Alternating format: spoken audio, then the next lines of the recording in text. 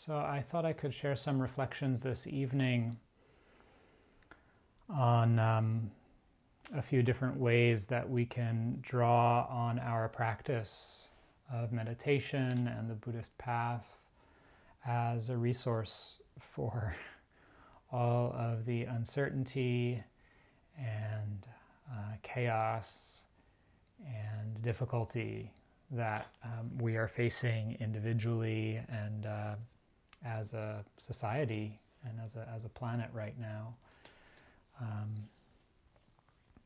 It's so remarkable in so many ways what we're going through. I was reflecting on the fact that it seems like each generation experiences some kind of dramatic change, that feels like this has never happened before, and the world is ending, and it's so unique, and here we are, and it's true. This has never happened before in quite this time, quite this way. This is something that all of us around the whole planet are experiencing right now together, and it's tragic, and it's heartbreaking, and it's frightening and uncertain, and it's an opportunity. It's all of it.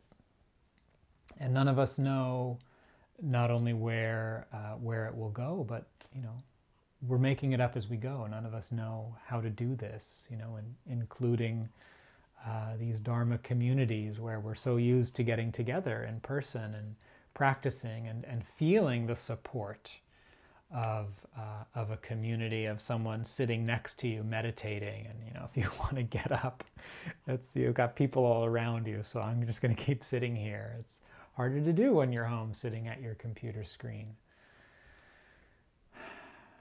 And yet, at the core of this path and this practice is learning to be with the unknown, learning to embrace the unknown, because that's where learning and transformation comes from.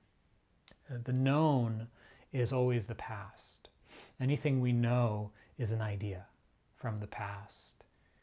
And what's real is always uncertain.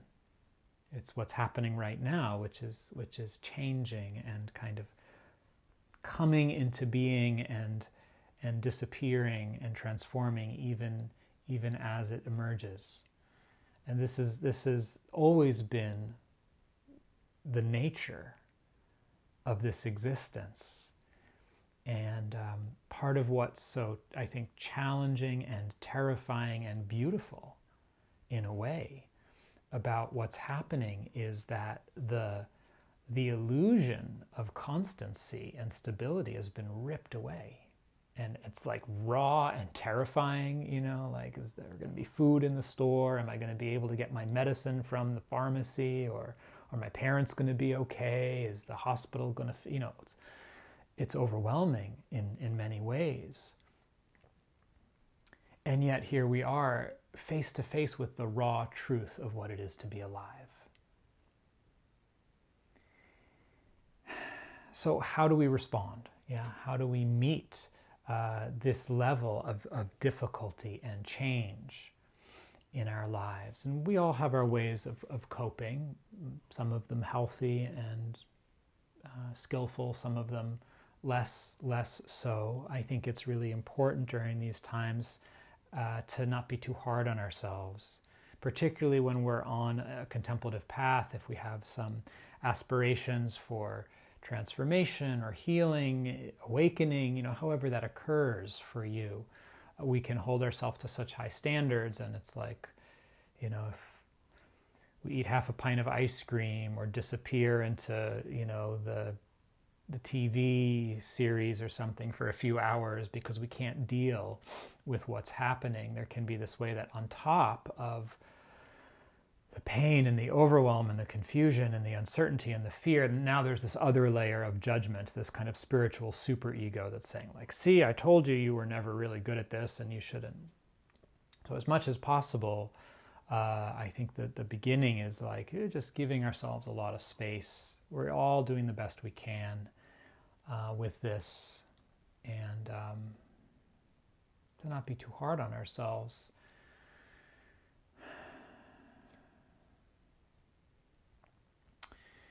And to remember the tools that we do have, to not forget or overlook that, particularly if we have been meditating for any amount of time, we have some inner resources. We have something to draw on, and now is the time to draw on those.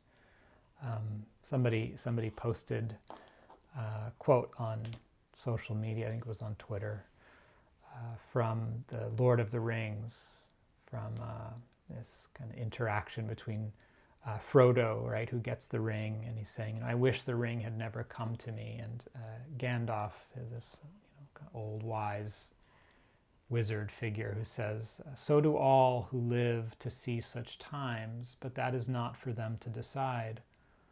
All you have to decide is what to do with the time that is given to you. That's so apt, right, for the moment we find ourselves in. And it's a juncture. It's a juncture that's always been there for each of us. Life is, from the perspective of the Dharma, it's like a continually forking road.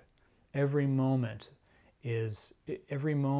we are either sowing the seeds of more confusion and fear and greed and all of the things that keep us bound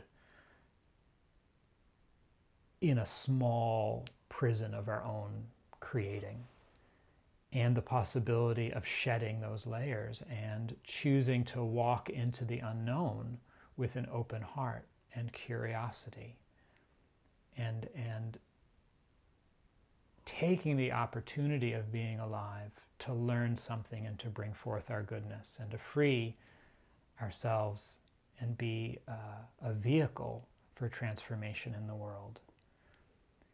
And so that kind of dichotomy, every moment, is that there's that possibility in the mind, and that the reason mindfulness is so important on the path is it's kind of like the fulcrum that opens the space to actually perceive, oh, there's a choice here. Which way am I going to go? How do I respond? How do I relate to life? Do I continue trying to control and dominate and manipulate? Or do I bring forth the good qualities of my heart and learn from what's happening? So, and during this pandemic, that choice is so much clearer on every level, personally, interpersonally, socially, collectively. Like, how are we going to respond, right? Do we hoard? Do we contract inwards as an individual, as a nation, as a species, or do we reach out? Are we able to see, hey, we're all in this together. How can we help each other? Do you need more ventilators? Do you need more protective gear? Who needs more of this? How do we work together as a community? So I want to talk this evening about 3 ways, 3 supports that are available to us in this practice, in this path, to respond to the circumstances we're living through in a healthy way. And these are kind of the 3 phases of the guided meditation we just did. And so the first of those is the capacity to steady the heart, right? This is the foundation of so much contemplative practice, even beyond Buddhism, is that that capacity to allow things to rest. And this is huge. This is deeply healing and nourishing for us. This is a profound need for human beings to be able to rest, right? We don't just need sleep. We need sleep physically, but our mind and our heart need rest, right? Like, one of the things that I work with in my own person is balance with work. So I enjoy working, I enjoy being creative, I enjoy teaching and writing, and I've gotten a lot of conditioning in my life as a man, growing up Jewish, where there's a huge emphasis on education and achievement, being white, on like accomplishing things and doing a lot. And so it can get out of balance for me. And so I see how if I don't give not just the body, but the mind and the heart rest, periods of time where I'm not doing anything, or I just stare out the window, or, futz around, the vitality and the clarity and the aliveness and the joy of creativity isn't there. So our spirit needs rest. And shamatha practice, calming, abiding, steadying, often called concentration practice, but I tend to not use that word because it brings in certain connotations that I don't think are helpful, of like striving and forcing and concentrating. It's a easing and a relaxing, a resting, a settling. And so this is the beginning of resilience, right? We need to be able to disengage from whatever it is that's troubling us, whether it's the news and the pandemic, or your tensions with your housemate, or the fears in your own mind, or some chronic health condition, like whatever it is you're struggling with, we need to be able to put it down for a period of time to catch our breath. And so this is the training in shamatha. In the Noble Eightfold Path, this falls under samadhi, sila, samadhi, panya. Samadhi is the mastery of the mind. It's learning how to use the consciousness that we have been endowed with intentionally. And so we use an anchor. This is not about avoiding or disconnecting from what's real and what's true. It's about taking a break. It's about stepping back and saying, yeah, all that's true, all that's going on. I just need a moment, And that capacity doesn't need to be half an hour. It can be 3 seconds in a conversation, right? Of like, I think I need a second to just gather my thoughts. And we steady the heart. So one of the core skills here is this ability to acknowledge the truth of what's happening without going into it, without getting involved in it. So we turn towards what's here, what's present. There's a meeting of it. I see you, okay, and I'm choosing to be somewhere else for now. Doesn't mean I never go back there. It just means I'm taking a break. So in this, we can allow our nervous system to unwind and to reset in a way. So, with everything going on, this is really important, right? Every headline, it varies from day to day, but there were, like a series of days, right, when things were just starting to unfold really quickly. Or it was like every hour there was a new piece of information. It was like, whoa, whoa, whoa. So, being able to disengage from that and let things settle. So this is one resource we have, one of the gifts of this practice that we can draw on. And I think that the last thing I'll say about this is it's important to not get into a struggle, right? This is that art of letting go and beginning again. Of whatever it is that keeps knocking on the door, you just say, oh, thanks, come back later.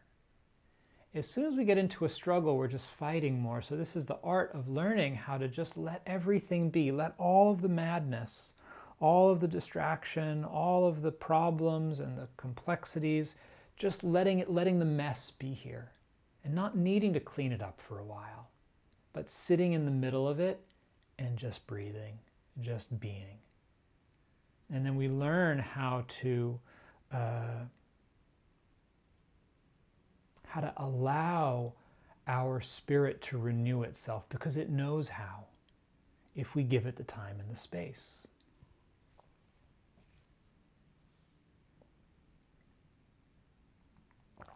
Now, if this is all that we do, the danger is that we end up avoiding reality, right? So this stepping back, withdrawing, it's called seclusion in the Buddhist path, is a phase, it's a stage. So you don't stay there, right? So the common mindfulness instructions that we hear in pop culture of just let go and come back to the breath, and like that's all there is, that's a terrible distortion of this path, because that's just one aspect of it. That's like, yeah, you step back, you let go and come back to the breath so that you can see what's happening and figure out what's needed, right? There's a lot more that happens after that. So it's not just about getting more comfortable with the mess. It's about regrouping so we can assess more clearly, all right, what's going on here? How do I handle this? So the next resource that this path offers to us is the goodness of our heart. And this was that second phase of the meditation that we just did. I think for many of us in the West, I know for myself, certainly for the first decade of my meditation practice, it's really hard to celebrate ourselves, to acknowledge like, hey, like I'm a pretty good person, it's all right. It's okay to be me, and like I've got some good things I can offer. I'm not perfect. I'm not, God's gift to anything, but hey, I've got some natural beauty in the heart. It's not personal. It's not like I'm so great. It's just like every tree, every flower, every stone has its own unique beauty. It's part of the whole, and there's goodness there. It's the same for us. So we can start to see that. We can start to appreciate that. And often the way in is through the back door. It's often roundabout. We often have to see it in others. It's like, oh wow, look at that. Look how gentle she is, or look how honest he is. Look how giving that person is. Wow, that's touching. And we start to see the goodness in others. We just begin to attune to that kind of dimension, that layer of human experience. It's like Italo Calvino's book, A Tale of Two Cities. It's one city, and then you can see all the different things that are happening, and you can see the darkness and the greed and the hatred and the violence. It's there, it's real, it's happening, but you can also see the good. You can see the generosity and the compassion and the love that's available. So this isn't about avoiding or pretending that there isn't pain in the world. It's about not overlooking the goodness, and particularly finding that in our own heart. And so this is about sila. Sila, it means not just ethics, but beauty. It's the beauty of the human heart. It's called kusala dhamma, that which is uplifting, bright, beautiful in the human heart. And so within this domain are all of the beautiful qualities that we have already that can be developed, like patience and compassion and simplicity and energy and clarity and determination, generosity.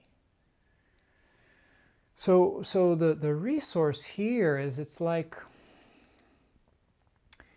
often like it's like hidden, because our tendency is to be so hard on ourselves that it's like I'm this worthless piece of you-know-what and everyone else is great, or not so great sometimes. But like, how often can we actually see and acknowledge our own goodness? As soon as we start to do that, there's so much more energy. There's so much more vitality available to share and to give.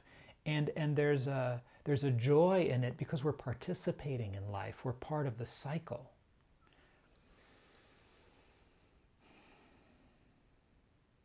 So this protects the heart.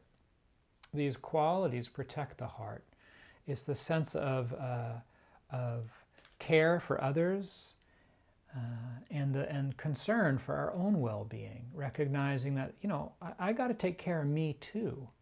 And that doesn't mean being selfish and pulling things towards me. It means taking care of this and taking care of this, taking care of the body and the heart and the mind, and making sure that we are choosing wisely our intentions, where we're coming from each day, so that we are using our time to make the mind beautiful, to make the heart beautiful, to encourage that goodness, to let it come out. And so here we have the possibility, today, to find ways to be kind. There's so much we can't control right now. That's so clear, and just devastating.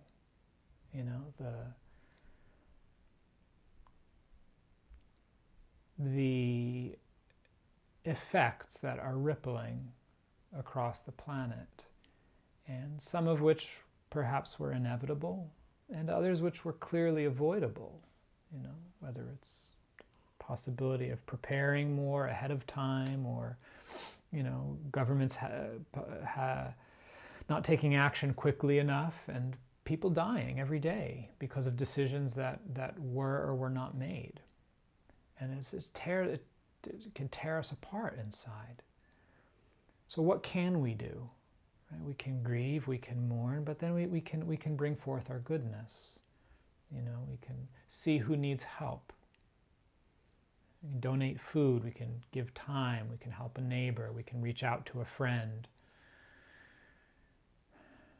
So this is another resource, is the qualities of our own heart, our commitment to non-harming, and the potential to act from that place, to engage with the world and bring forth our goodness. There's a famous story about a Korean, I think it's a Korean Zen teacher. Somebody asked him from 12th century, 13th century, what is enlightenment? What's the essence of enlightenment? So it's a pretty good question. And you would think it's going to be some vast answer of immense proportion, or some incredibly subtle, deep philosophical insight. And his response was an appropriate response. An appropriate response. So that stability of the heart and the goodness that we touch into and cultivate gives us the support to be here, to help, to respond. Jack Kornfield was just interviewed in New York Times Magazine. Some of you may have seen the article. If you haven't, I highly recommend it. It's a really, really wonderful interview. And I want to read one section from it, because he has such a beautiful, eloquent way with words, just speaking to this possibility of bringing forth our goodness. He's talking about it in terms of the Mahayana ideal of the Bodhisattva. A Bodhisattva vows to alleviate suffering and bring blessings in every circumstance. They choose to live with dignity and courage and radiate compassion for all. The beautiful thing is that we can see bodhisattvas all around today. We see them in the bravery of the healthcare workers, or the unheralded ones who drive the trucks and stock the shelves of our grocery stores so we can all continue to eat. And now it's time to add our part to this great dance. This is what we are here for. It's time to make a vow, to sit quietly, rest your heart, and ask, what is my best intention, my most noble aspiration in this difficult time? If you quiet yourself, your heart will answer. The answer could be simple: I vow to be kind no matter what. Then when you feel lost or confused, take a breath and remember that vow.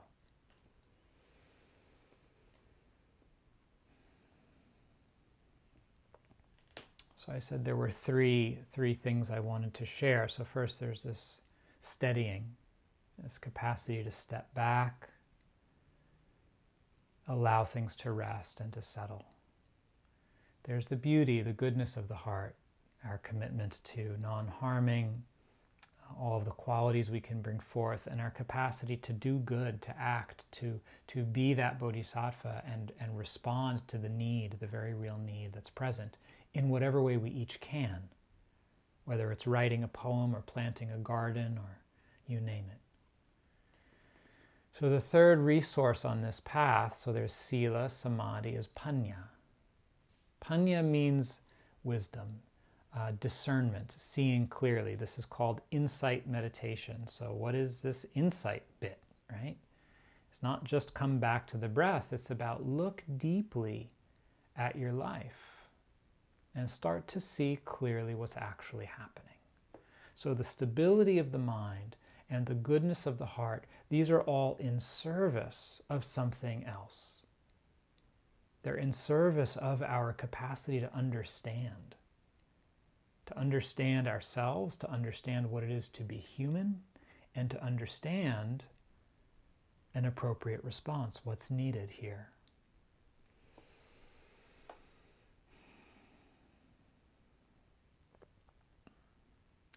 So there's a lot that can be said here. Insight occurs on many different levels. There are different dimensions and facets to it. Personal insight, psychological insight, social, relational insight, transcendent insight, the insight of the Dharma.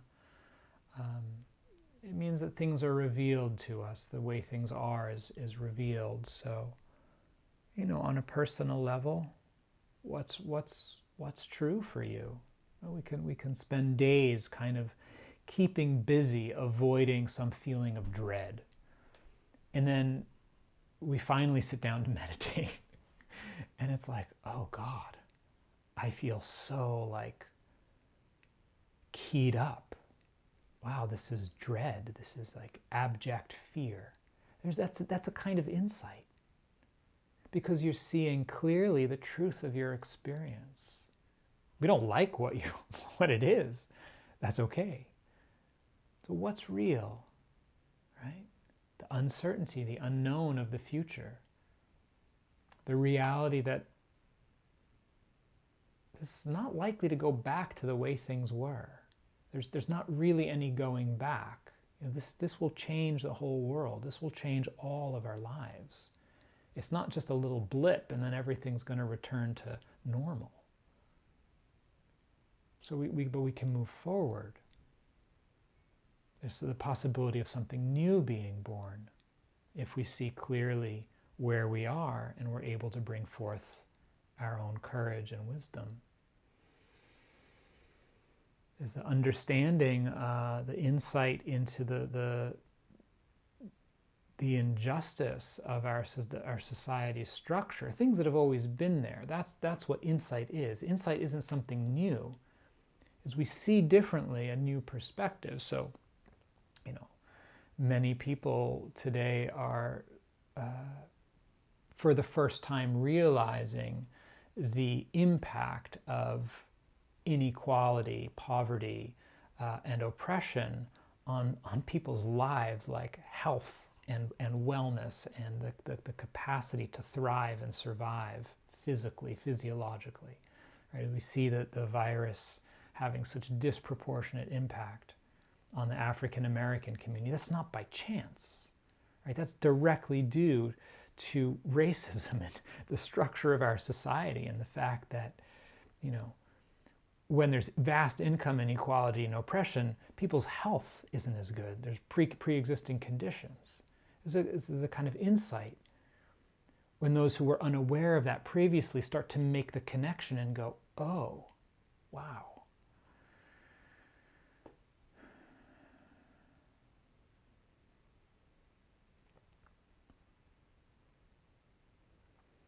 So the practice here is one of acknowledging the truth, moment to moment, again and again. So this is the way it is. This is what's happening. This is what's true right now. And the more we can bring the steadiness of the mind and the warmth and the resilience of the heart to meet the truth of the moment and just stay with that. It's unpleasant, it's uncomfortable, we don't like it, but oh, this is how it is right now. It's uncertain, I'm not sure. You just breathe with that. Something shifts, the heart opens, the mind opens, begins to actually, things come into focus more clearly, instead of the world appearing through the filter of what we want, our preferences, how it should be, how it should be, how it shouldn't be, how we wish it were, how we want to get back to some place else. It comes into focus. Oh, but this is what is. This is what's actually happening. And it's from that place of clear seeing that we have the opportunity to move forward, to reach out to one another, to say, okay, what are we going to do here? How are we going to make this work?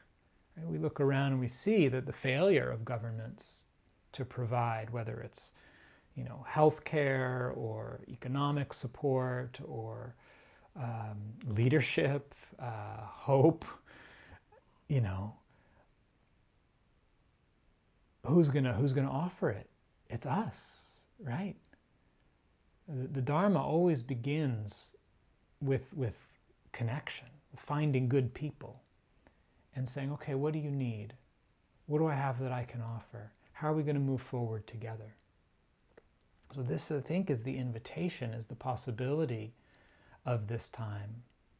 But it takes the Eightfold Path. It takes Sila, Samadhi, and Panya, these three aspects of the path, of the stability of the heart, the goodness, and the clear seeing, to see truly where we are, and that the future is not written, it's not known. And so what we do today makes a difference, right? For each of us, how we engage, what we bring forth. There's so much possibility. So I think I'll stop here for this evening, and thank you for your kind attention.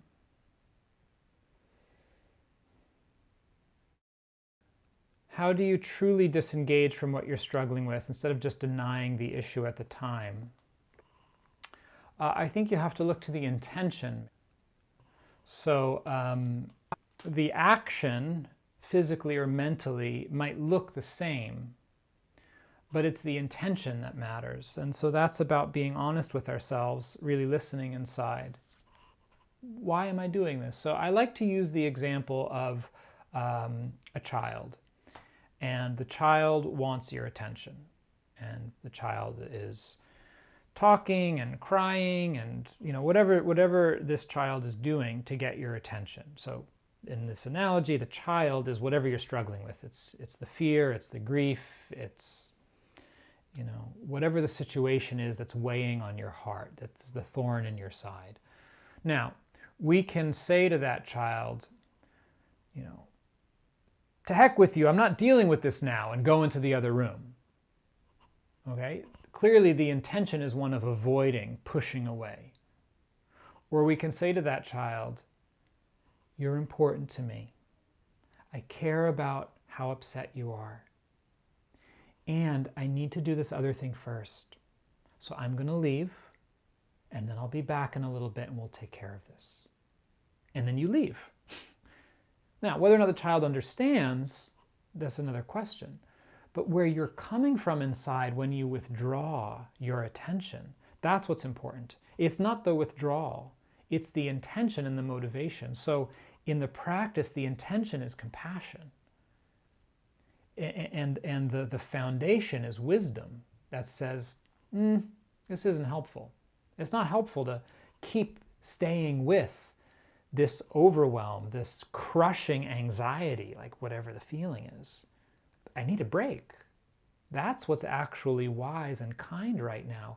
So the moving away isn't one of like, I'm going to blow this thing out of the water and get rid of it. It's, okay, thanks for trying to help me, but I'm just going to take some space and we'll talk later.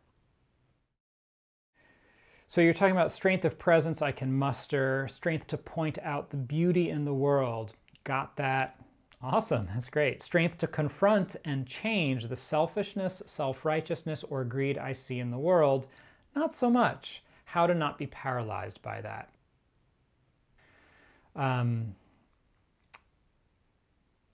This is about equanimity for me. This is about recognizing the limits of our control, and we can't change other people. We can only change ourselves.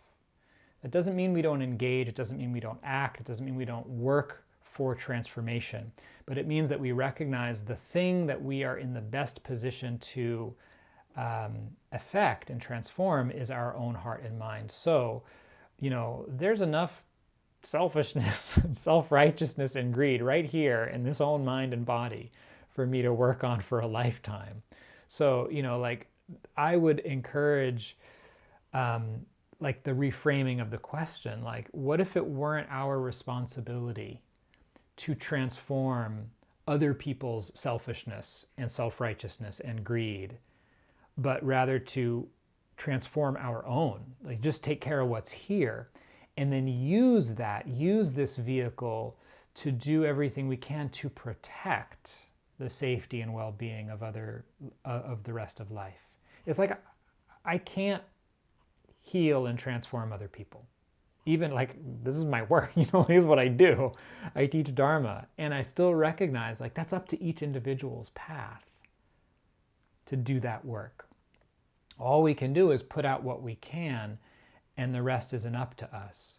So, the subtlety here, where the Dharma meets social transformation, is that that working on our own liberation and transformation doesn't mean we can't still, fight for animal rights and for income equality and anti-racist policies and prison reform and, whatever your particular causes that you are devoted to. But we release ourselves from the responsibility of handling other people's karma, because that's beyond our capacity.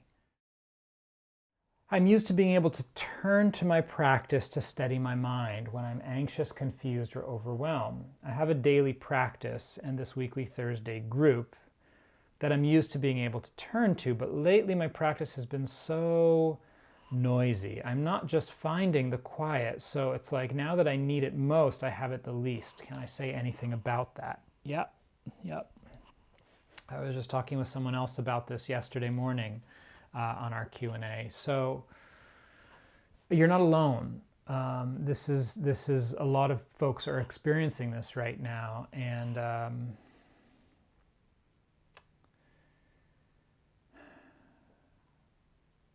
again, the first, for me, it's wow, right? That's hard.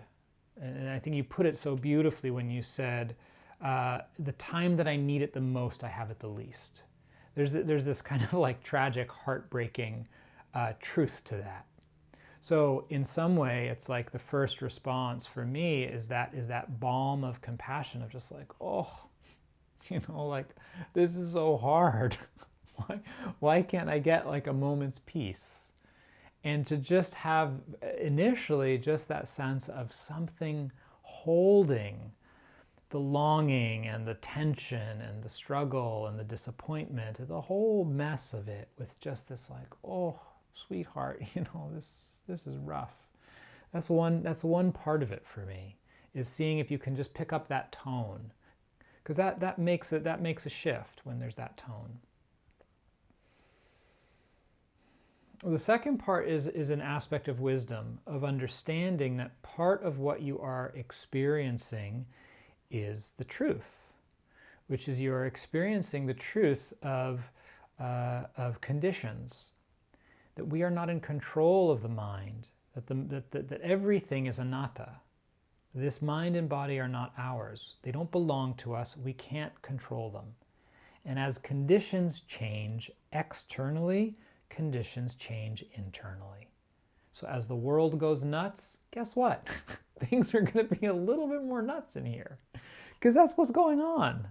So there's this sense that the noise inside is a reflection of the truth. It's a reflection of what's happening. So this can actually be a condition for insight, that you recognize, oh, look at that. You know, I thought I was in control of my meditation practice, but all along it hasn't been me, because now look, conditions have changed and I can't push that button and make it happen anymore. And then we start to see how we've gotten attached to calm, how we've gotten attached to quiet. And it's, oh, what's it like to relax and open to noisiness, to distractedness? So the refuge shifts from the content of calm and quiet and peace to the process of knowing the truth of things as they are. This is the Buddha knowing Dhamma. This is the path. The Buddha knows the truth of the way things are. The way things are is noisy for you right now. It's distracted. It's chaotic. There can still be a refuge in the awareness of that when you're not trying to control the experience. So look to see, where's the suffering coming from? How much is it in the noise? I'm putting that noise in quotes, right? Because already there's interpretation there. How much is it in the content of your experience? And how much is the suffering, the friction of wanting something that's not happening and resisting what is happening? And what's it like to sense the infinite space of awareness, the infinite space of compassion that can hold anything? And just, wow, this is what is, this whole display, this whole, mishigas of the mind and the news and my family and all of it. And then there can be a quality of peace right in the middle of the chaos that doesn't need anything to change. That's when we start to touch something real in our practice. Because it's not dependent. It's not dependent on concentration. It's not dependent on, being able to manipulate our experience and get that feel good. It's not that the calm isn't useful and nourishing, but it's not the point. The point is the release of awareness from the sense of identity and control. And that's what's possible for you right now, because it's being revealed to you that you're not in control. So I encourage you to stay with it, keep practicing. Look for the cause of suffering. It's not in the noise. It's not in the experience.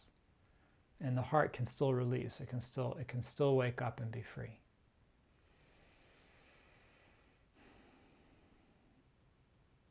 Thanks so much, everyone. Hope to see you again down the road. And again, thank you, Sarah. Thank you, Adam. Thank you, Chris, for the invitation. Take care out there, y'all.